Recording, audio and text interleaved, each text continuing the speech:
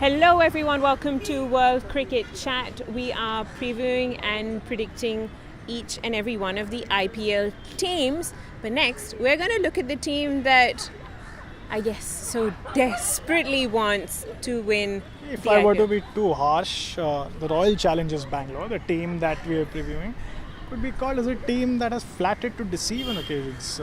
Virat Kohli would not be a happy man. He's, as we know, that he achieved so much success both as a player and a captain. And even in the IPL, he has batted well. The 2016 season, he had almost single-handedly taken Bangalore to the final, and well, they lost the final. So yes, I think that is one team that is really desperate, as you said, to win the tournament. They are desperate, but then I'm wondering, this move to drop Chris Gayle, sensible? So Gale hadn't been in the best of form. He hasn't, yes. The last year with the RCB did not do too well. He has not done too well even in the other domestic leagues around the world. Was not picked in the PSL. Played for the West Indies in the World Cup qualified, scored a century, but a bit of a hit and miss otherwise. So that's the problem, that Chris Gayle hasn't been in the best of form. So I'm pretty okay with that axing. What's interesting to watch is the players that they've got in place of Gayle. Brendan McCullum comes in, so it's one hard-hitting batsman replaced by another of similar, experience, if I could say. Are you being kind when it comes to age? Yeah, I mean, age is just a number. I can vouch for that because we've seen that a lot of players at that age have done well. We've seen Misbah-ul Haq captain Islamabad United twice in 3 seasons to title wins in the Pakistan Super League. So let's not get into the age factor. It's just that the experience counts for a lot. Yes, it does. McCullum has been in some strange kind of a form as well. Playing for the Lahore Qalandars, he did not get going as an opener, shifted himself down the order, and I wonder if that move was not just based on his team's fortunes and his own fortunes, but also because he is practicing to bat down the order for the Royal Challengers Bangalore. You never know, he might bat down the order with Kohli and Quinton de Kock open for the Royal Challengers Bangalore. We'll have to see that. But yes, so he's not been in the greatest of batting forms. He had a couple of good innings and a couple of innings where he scratched around, did not get the momentum, did not have a strike rate of even 100 or thereabouts. And it would be interesting to watch if Gale's replacement can do the task for him. So he's not going to open, and we have him. He might not open. He might even open with Quinton de There's Kock. quite a mixture of that middle. Who will that middle order be? Who will those openers be? How do you see that the batting come through? Bangalore's problem usually has been that they are a very top-heavy lineup. You have, as we discussed, McCullum, de Kock, Virat Kohli, de Villiers. How do you fit in those four without playing a part in the middle order? You want de Villiers to bat for as many overs as he can. You want Kohli to do that. Quinton de Kock by nature is an opener. You don't want him to bat at number 6 probably in a T20. And Brendan McCullum is the one guy who has tried to bat down the order. So that's something that you could look at. McCullum trying to shore up the middle order as he tried to do with the Lahore Qalandars. Because if not, they will have the same problem that they have had in the previous season. They have a Mandeep Singh who's an opener, will be made to bat at number 6. They have a Sarfraz Khan who was retained. He has to give it back to his team. He has to repay that faith that they had shown. There has to be a reason that he was retained, so I'm assuming he will be in the playing 11 and more often than not. Fitness will be a key. He has spoken about how fit Kohli is. I think his own fitness, the reason why he was dropped from the playing 11 last season, will need to be the key. If he can maintain that fitness, if he can be the fielder that Kohli expects him to be, his batting at number 6 will play a crucial role. So we've sorted sort of with the batting. I have a feeling Bangalore have to sort that middle order, but for the sake of this discussion, yes, we for are. us. But you've in that batting order, you've mentioned 3 overseas players. So that sort of leaves just one for the bowlers. Who would that? Well, I would have picked Nathan Coulter-Nile, but he's injured, and his replacement is Corey Anderson. Which you're not happy with.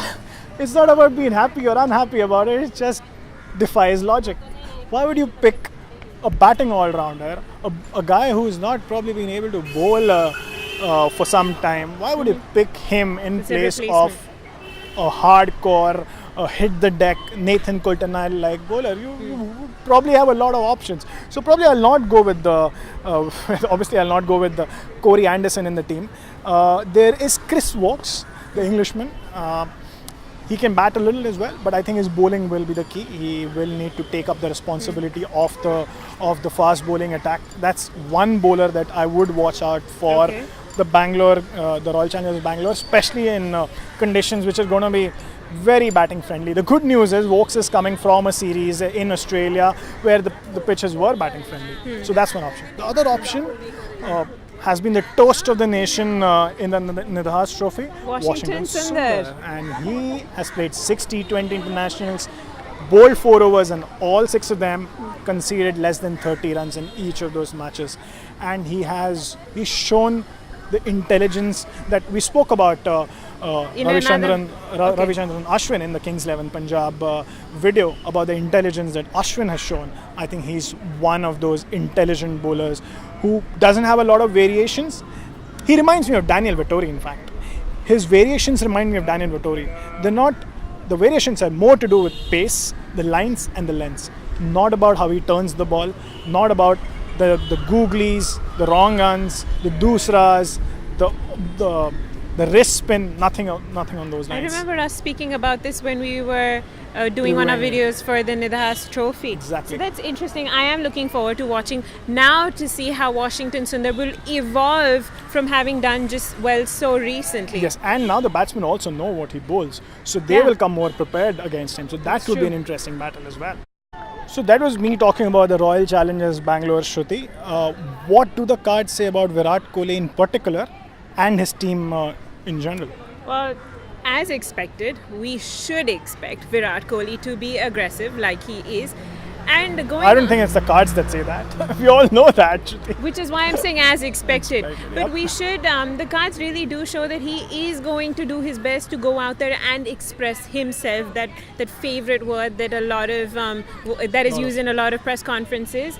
But at the same time, I think he'll put in so much energy in that first half.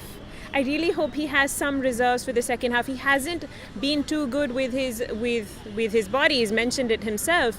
So I hope he paces himself better. Otherwise, he could end up draining himself out. Top 4 team, Bangalore?